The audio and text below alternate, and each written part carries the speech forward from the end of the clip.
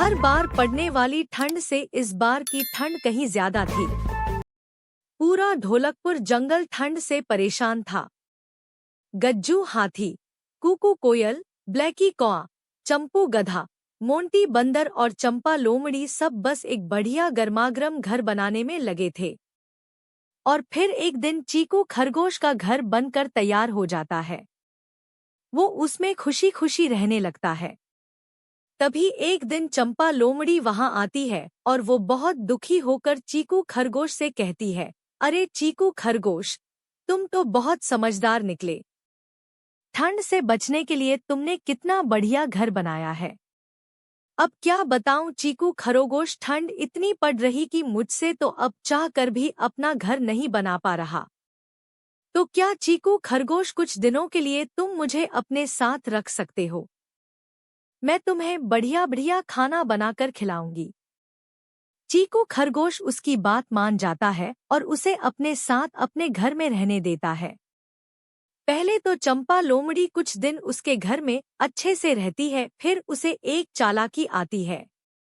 वो सोचती है क्यों न चीकू खरगोश को यहाँ से निकाल दूं।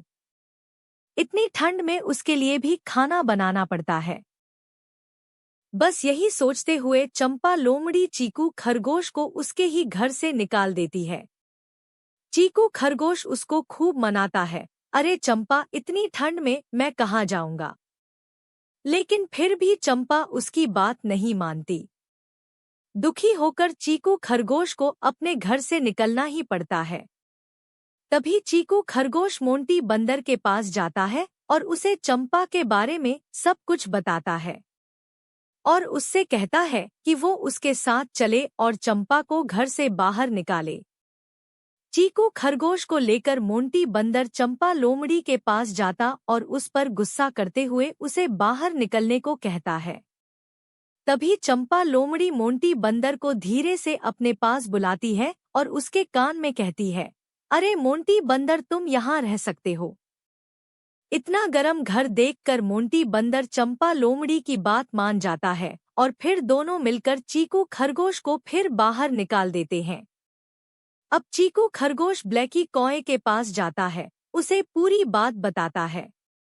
मोंटी बंदर की तरह ब्लैकी कौआ भी चंपा लोमड़ी के पास जाता है और चीकू खरगोश को उसके ही घर से निकालने के लिए उस पर गुस्सा करने लगता है।